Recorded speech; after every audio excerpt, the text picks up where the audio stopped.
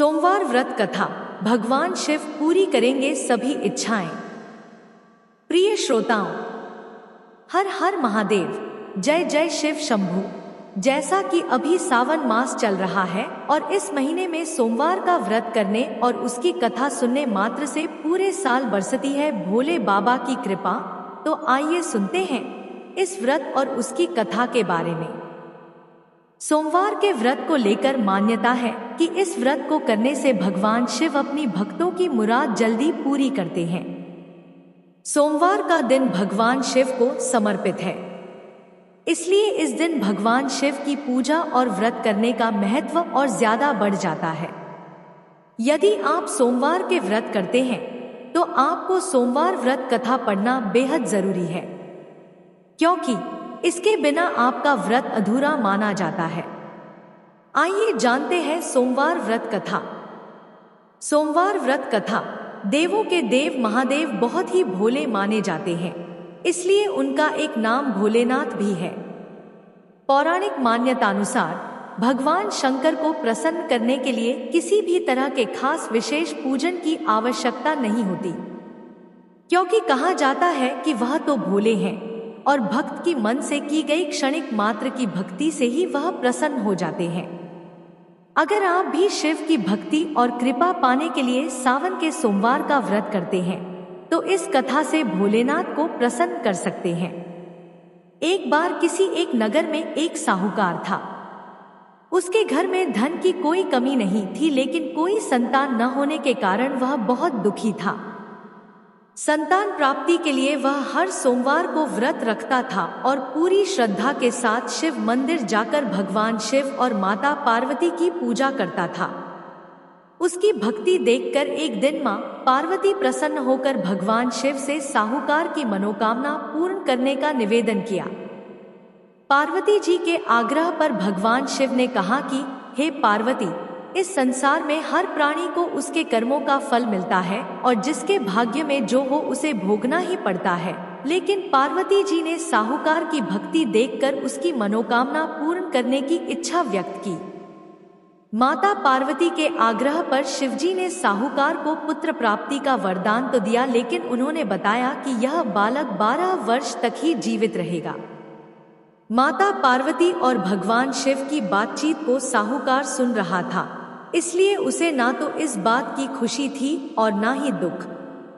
वह पहले की भांति शिवजी की पूजा करता रहा। कुछ समय के बाद साहूकार की पत्नी ने एक पुत्र को जन्म दिया। जब वह बालक 11 वर्ष का हुआ तो उसे पढ़ने के लिए काशी भेज दिया गया। साहूकार ने पुत्र के मामा को बुलाकर उसे बहुत सारा धन देते हुए कहा कि तुम इस बालक को काशी विद्या प्राप्ति के लिए ले जाओ। तुम लोग रास्ते में यज्ञ कराते जाना और ब्राह्मणों को भोजन दक्षिणा देते हुए जाना। दोनों मामा भांजे इसी तरह यज्ञ कराते और ब्राह्मणों को दान दक्षिणा देते काशी नगरी निकल पड़े। इस दौरान रात में एक नगर पड़ा जहां नगर के राजा की कन्या का विवाह था, लेकिन जिस राजकुमार से उसका विवाह होने वाला था वह एक आंख से काना था। राजकुमार के पिता ने अपने पुत्र के काना होने की बात को छुपाने के लिए सोचा क्यों न उसने साहूकार के पुत्र को दूल्हा बनाकर राजकुमारी से विवाह करा दूं। विवाह के बाद इसको धन देकर विदा कर दूंगा और राजकुमारी को अपने नगर ले जाऊंगा।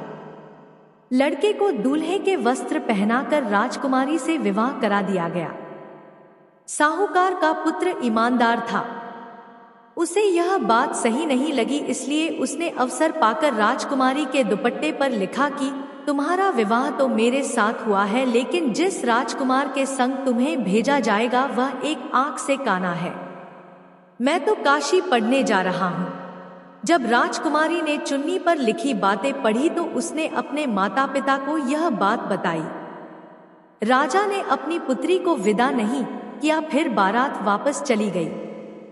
दूसरी ओर साहूकार का लड़का और उसका मामा काशी पहुंचे और वहां जाकर उन्होंने यज्ञ किया।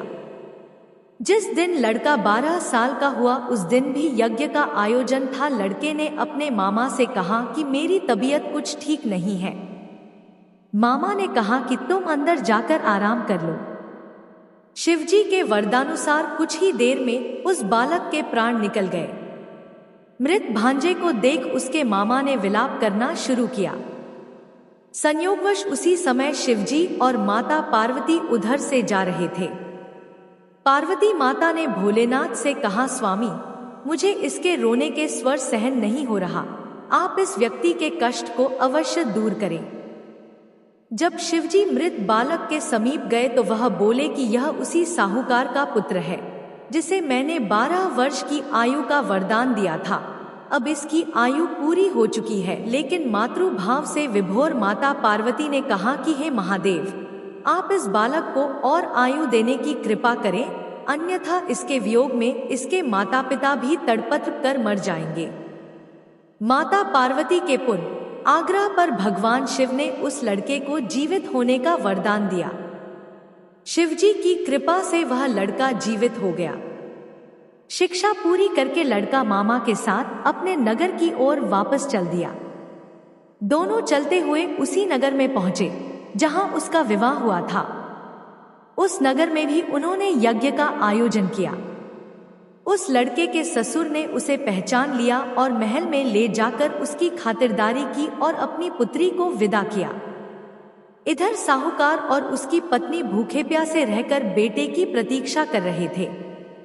उन्होंने प्रण कर रखा था कि यदि उन्हें अपने बेटे की मृत्यु का समाचार मिला तो वह भी प्राण त्याग देंगे, परंतु अपने बेटे के जीवित होने का समाचार पाकर वह बेहद प्रसन्न हुए। उसी रात भगवान शिव ने साहूकार के स्वप्न में आकर कहा, है श्रेष्ठी, मैंने तेरे सोमवार के व्रत करने और व्रत कथा सुनने से प्रसन्न होकर तेरे पुत्र को लंबी आयु प्रदान की है।